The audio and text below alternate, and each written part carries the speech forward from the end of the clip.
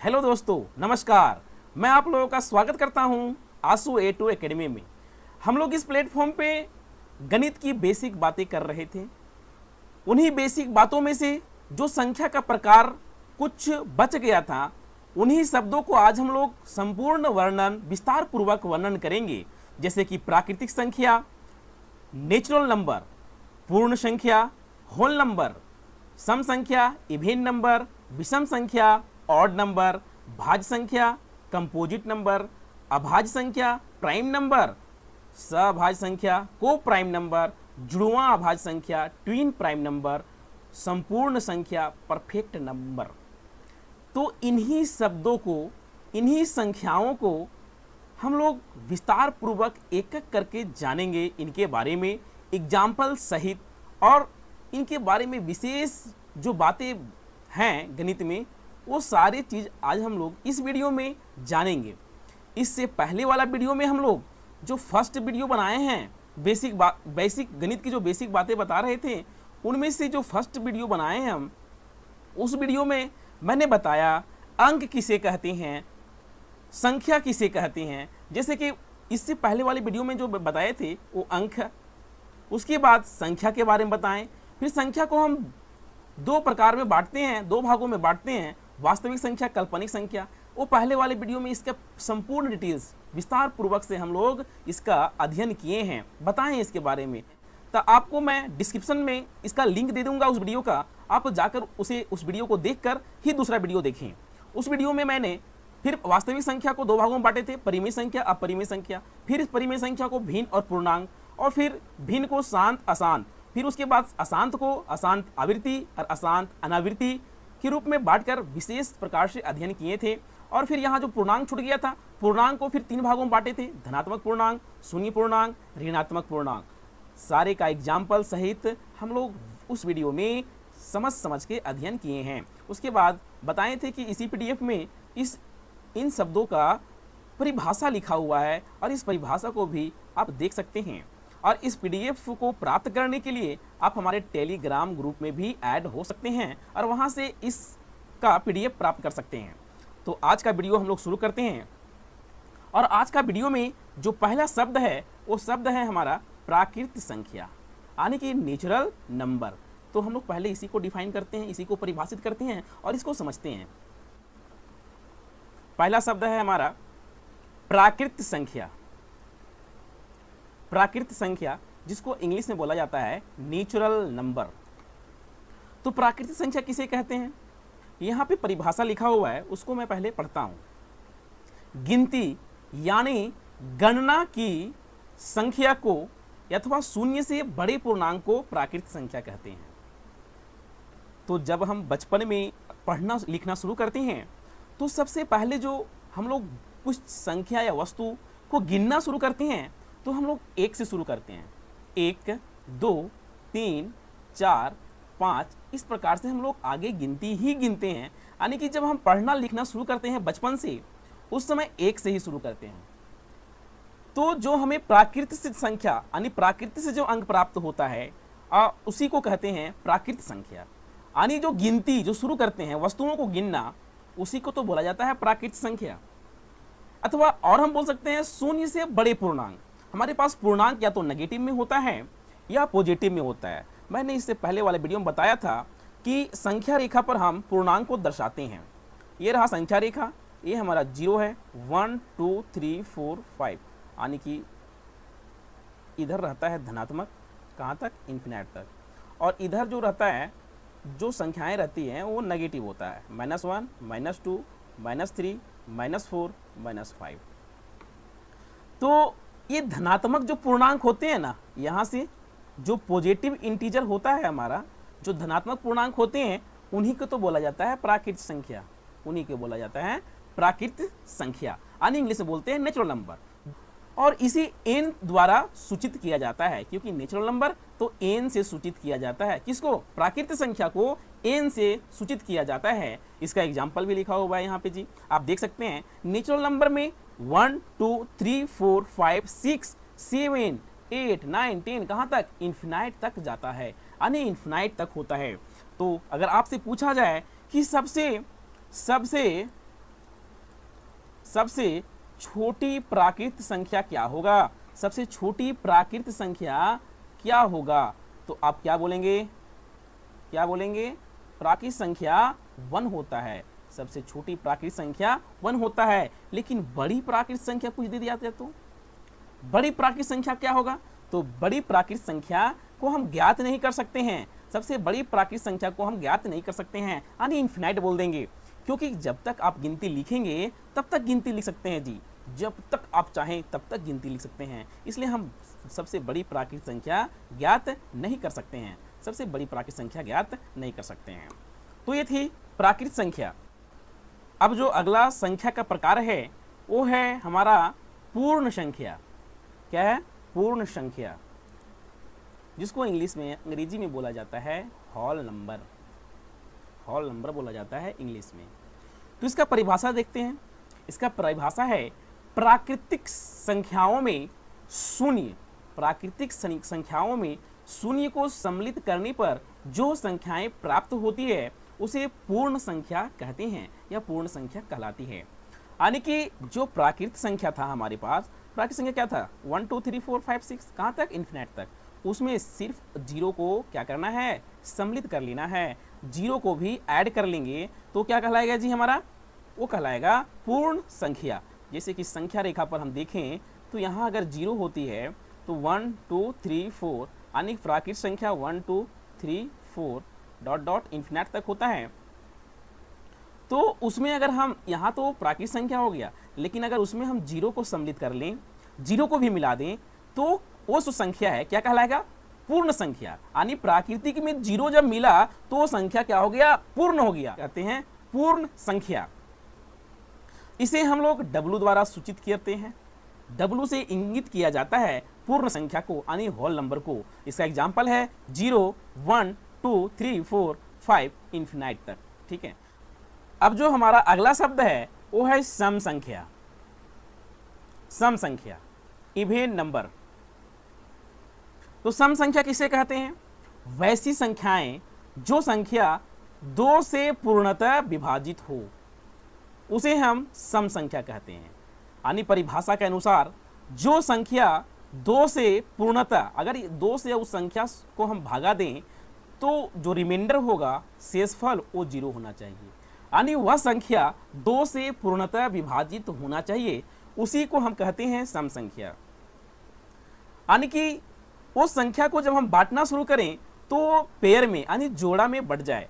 अगर उस संख्या को जोड़ा में 2 2 करके बांटना शुरू करें, तो अगर 2 2 2 2 करके बांटना शुरू करें तो संख्या पूर्णतः खत्म हो जाए, वो समान पूरा खत्म हो जाए, यानी 2 2 करके वो विभक्त हो जाए, बढ़ जाए, उसी को तो बोलते हैं सम संख्या। इवेन नंबर तो उसी को बोला जाता है, यानी सम संख्या। इसको हम अगर पहचानने बोला जाए कि किसी संख्या को अगर हम बड़ा सा संख्या दिया हुआ है, अगर कोई संख्या 10 अंक या 5 अंक का दिया हुआ है, तो हम इसको पहचानेंगे कैसे? क्या 2 से भागा लगाते रहेंगे? नहीं, 2 का विभाजता का नियम यहाँ पे लगाएंगे। तो 2 का विभाजता का नियम या फिर सम संख्या को पहचानने का जो तरीका होता है वो होता है लास्ट डिजिट, यानी अंतिम अंक को देखते हैं। अगर जिस संख्या का अंतिम अंक 0 2 4 6 और 8, जिस संख्या का इकाई अंक या अंतिम अंक 0 2 4 6 8 रहेगा, वह संख्या क्या कहलाएगा? सम संख्या कहलाएगा जी। वह संख्या सम संख्या कहलाएगा। तो सम संख्या को पहचानने का एक ही तरीका है कि उसको या तो 2 से विभाजित करके देख लें, या तो फिर उसका इकाई अंक को देखें। और इकाई अंक में यदि 0 2 4 6 8 रहेगा तो वो सम संख्या होता है जी, वो सम संख्या होता है, उसको हम लोग सम संख्या कहते हैं। इसे हम ई से सूचित करते हैं, इवेन नंबर है इसीलिए हम ई से सूचित करते हैं। और इसका एग्जाम्पल है 2 4 6 8 10। इसी प्रकार से कुछ भी ले लो, 8 7 6 5 9 0, यानी कि जब इसका इकाई अंक 0 हो गया तो क्या हो गया? इवेन नंबर, ये सम संख्या हो गया हमारा।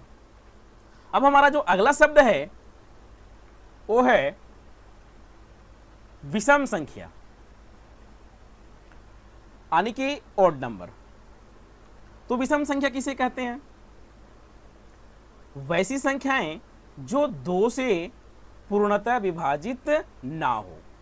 जस्ट उल्टा सम संख्या का उल्टा ही होगा ना, यानी जो संख्या 2 से पूर्णतः विभाजित ना हो।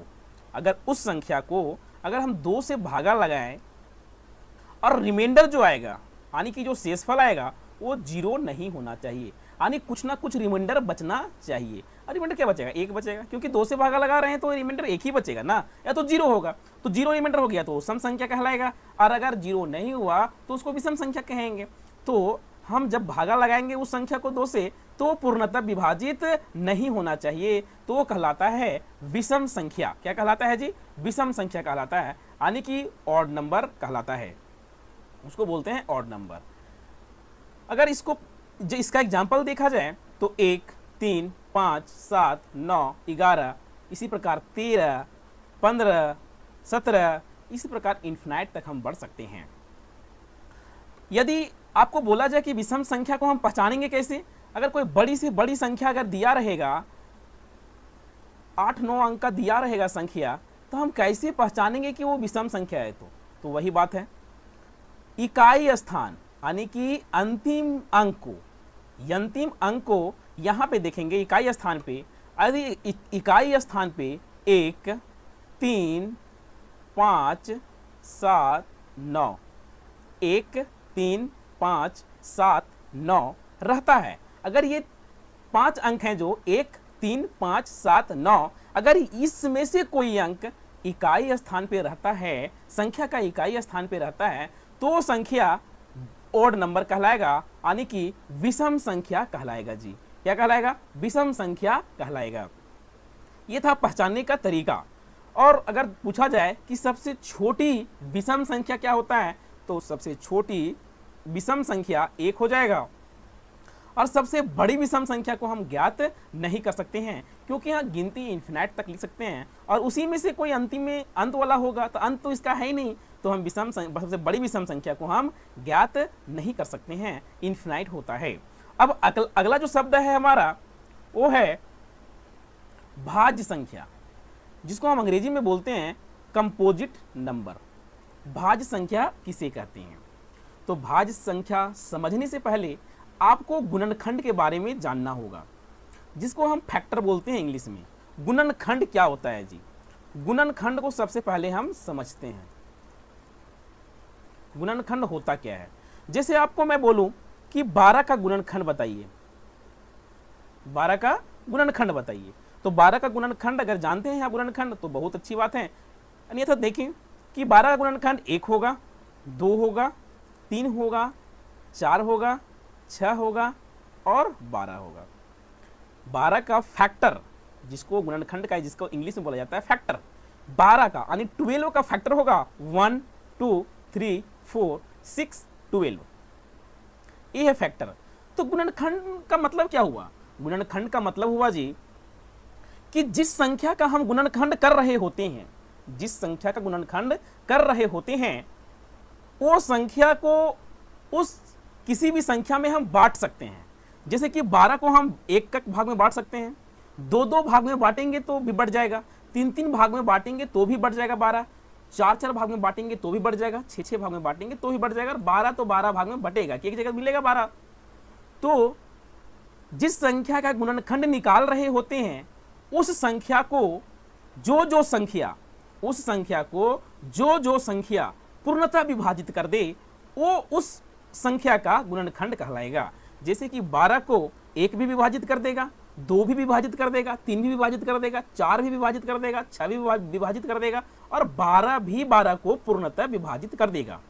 तो जो जो संख्याएं 12 को विभाजित कर देंगे, वे संख्याएं क्या कहलाएंगे? उसका गुणनखंड कहलाएंगे। इसी प्रकार हम 16 का गुणनखंड निकाल लें तो 1, 2, 3 तो नहीं होगा क्योंकि 3 से विभाजित नहीं होगा, 4 हो जाएगा, 5 भी नहीं होगा क्योंकि 5 से 16 विभाजित नहीं होगा, 6 भी नहीं होगा, 7 भी नहीं होगा, अगला होगा 8 और अंतिम में 16। तो ये 16 का गुणनखंड है। 12 का निकाल लें, 6 का गुणनखंड 1, 2, 3 और 6 होगा। तो गुणनखंड समझ में आ गया आप लोगों को। अब हम लोग जानते हैं, जब हम गुणनखंड को सीख लिए तब हम अब इसका डिफिनीशन को देखते हैं, इसका परिभाषा को देखते हैं जी। भाज्य संख्या जिस संख्या का 2 से अधिक गुणनखंड होती है। देखिए 12 का गुणनखंड क्या हो गया जी, 12 गुणनखंड 1 2 3 4 6 12, यानी ये हमारा भाज्य संख्या है। यानी जिस संख्या का गुणनखंड 2 से अधिक होगा वो भाज्य संख्या कहलाती है। तो 12 गुणनखंड कितना निकल गया, देखिए 1 2 3 4 5 6 गुणनखंड है 12 का, यानी कि क्या कहलाएगा, ये भाज्य संख्या कहलाएगा। 16 गुणनखंड देखिए 1 2 4 8 16, यानी कि 1 2 3 4 5, 16 का भी गुणनखंड 5 है, 5 है, यानी 5 गुणनखंड है, यानी 2 से अधिक गुणनखंड है। हमको तो 2 ही गुणनखंड चाहिए जी, बस 2 से जैसा ही अधिक हुआ वो भाज्य संख्या कहलाएगा। इसी में कहता है अर्थात किसी संख्या का गुणनखंड, किसी संख्या का गुणनखंड एक और स्वयं, एक और स्वयं, यानी कि अगर हम 16 का निकाल रहे हैं तो 16 के एक और 16 के अलावा कोई और गुणनखंड होगा। यानी 16 का गुणनखंड जब हम निकालें तो 16 का गुणनखंड एक और 16 के अलावा और होता है। कौन कौन होता है, 2 2 4 8, ये 16 के अलावा और गुणनखंड हैं। अगर एक और स्वयं संख्या के अलावा कोई गुणनखंड निकल जाए उसको कहते हैं हम लोग भाज्य संख्या। क्या बोलते हैं उसको, भाज्य संख्या कहते हैं। इसका एग्जाम्पल लिखा हुआ है जी 4, क्योंकि 4 गुणनखंड 1 2 और 4। देखिए एक और स्वयं संख्या के अलावा भी एक और गुणनखंड है 2, इसलिए क्या कहलाएगा, ये भाज्य संख्या। 6 देख लीजिए, 6 का गुणनखंड, 12 भी गुणनखंड निकाल के दिखाएं अभी हम आपको, तो 12 भी क्या है, भाज्य संख्या है। 16 भी भाज्य संख्या है। 120 का भी गुणनखंड एक और स्वयं के अलावा भी ढेर सारे गुणनखंड होते हैं, इसलिए ये भी क्या है, मेरा भाज्य संख्या है। अब अगला जो शब्द है, अगला वर्ड के बारे में जानना है, वो है आपका अभाज्य संख्या। भाज्य के बाद आपको जानना है अभाज्य संख्या के बारे में। तो अभाज्य संख्या के बारे में जानेंगे अभी हम लोग, जिसको हम लोग अंग्रेजी में बोलते हैं प्राइम नंबर। क्या बोला जाता है, प्राइम नंबर बोला जाता है। तो इसका परिभाषा को सबसे पहले हम लोग देखते हैं जी। इसका परिभाषा है जिस संख्या का सिर्फ 2 ही गुणनखंड होता है। देखिए भाज्य संख्या का जब हम डिफिनेशन पढ़ रहे थे, परिभाषा पढ़ रहे थे, तो वहां बोला गया 2 से अधिक गुणनखंड होता है, और यहां आपको बोला जा रहा है कि सिर्फ और सिर्फ 2 ही गुणनखंड होता है, सिर्फ और सिर्फ 2 ही गुणनखंड होता है। अर्थात किसी संख्या का गुणनखंड एक और स्वयं ही वही संख्या, स्वयं वही संख्या हो तो उसे बोलते हैं अभाज्य संख्या। यानी जिस संख्या का गुणनखंड सिर्फ और सिर्फ एक और वही स्वयं संख्या होता है उसको बोलते हैं अभाज्य संख्या, रूढ़ संख्या, यानी प्राइम नंबर। जैसे कि यहाँ पे 17 का आपको फैक्टर पूछे, हम गुणनखंड पूछें तो क्या बोलिएगा, 1 और 17, क्योंकि जी 17 सिर्फ और सिर्फ 1 और 17 से ही विभाजित होता है और किसी भी संख्या से विभाजित नहीं होता है। अब भगला के देख लें, 2 से भी नहीं, 3 से भी नहीं, 4 से नहीं, 5 से नहीं, 6 से भी नहीं, किसी से भी नहीं विभाजित होता है। 17 सिर्फ और सिर्फ 1 और 17 से विभाजित होता है। इसी प्रकार 11 देख लें, 11 का भी गुणनखंड 1 और 11। इसी प्रकार 13 का देख लें, 13 का गुणनखंड 1 और 13। 19 का भी देख लें, 19 का भी गुणनखंड 1 और 19। इसी प्रकार आप 23 का गुणनखंड देख सकते हैं, 23 का गुणनखंड 1 और 23 होता है। तो जिस संख्या का गुणनखंड सिर्फ 1 और स्वयं वही संख्या होता है उसको क्या बोलते हैं, अभाज्य संख्या बोलते हैं। और ये सारे संख्या का गुणनखंड, ये सारे संख्या का गुणनखंड सिर्फ और सिर्फ 1 और स्वयं वही संख्या होता है, इसलिए ये सब क्या है, अभाज्य संख्या है, अभाज्य संख्या है, यानी कि प्राइम नंबर है। क्या है जी, प्राइम नंबर है। ये सारे क्या हैं, हमारे प्राइम नंबर हैं, ये सारे प्राइम नंबर हैं। तो प्राइम नंबर समझ में आ गया, जिसको अभाज्य संख्या बोलते हैं। अब आता है अगला शब्द, हमारा अगला शब्द है जुड़वां अभाज्य संख्या। क्या है, जुड़वां अभाज्य संख्या, जिसको बोलते हैं twin prime number, twins prime number. तो सबसे पहले इसको हम परिभाषा पढ़ लेते हैं, उसके बाद समझाऊंगा मैं। तो इसका जो परिभाषा है, अभाज्य संख्याओं के ऐसे युग्म, पेयर, युग्म यानी जोड़ा में रहेगा, जब भी रहेगा तो 2 संख्या रहेगा, यानी 2 संख्याओं के युग्म को ही हम जुड़वां अभाज्य संख्या कहते हैं। लेकिन किस पेयर को कहते हैं वो सीखते हैं। तो किस पेयर को कहते हैं, किस युग्म को कहते हैं, जिनका अंतर जिनके दोनों संख्याओं के बीच का गैप 2 हो, सिर्फ और सिर्फ 2 हो, उन्हें जुड़वां अभाज्य संख्या कहते हैं, यानी ट्विन्स प्राइम नंबर कहते हैं। जैसे कि 3 भी अभाज्य संख्या, 5 भी अभाज्य संख्या, और इन दोनों के बीच का जो अंतर है वो 2 है, इसीलिए इस युग्म को क्या कहेंगे? जुड़वां अभाज्य संख्या कहेंगे। इसी प्रकार 11 भी आपका प्राइम नंबर, 13 भी प्राइम नंबर, और दोनों के बीच का जो अंतर है वो 2 है, दोनों के बीच का जो गैपिंग है वो तो 2 ही है ना, इसलिए क्या बोलेंगे? इसको ट्विन्स प्राइम नंबर बोलेंगे। अब इस 17 और 19 यानी 17 और 19 के बीच का जो गैप है वो क्या है? 2 ही है, इसीलिए क्या कहलाएगा? ये ट्विन्स प्राइम नंबर कहलाता है। एक पूरी गिनती में जी, पूरे प्राकृतिक संख्या में जी एक त्रिक भी होता है, अभाज्य संख्याओं का त्रिक भी होता है। जैसे कि आपका अभाज्य संख्या 5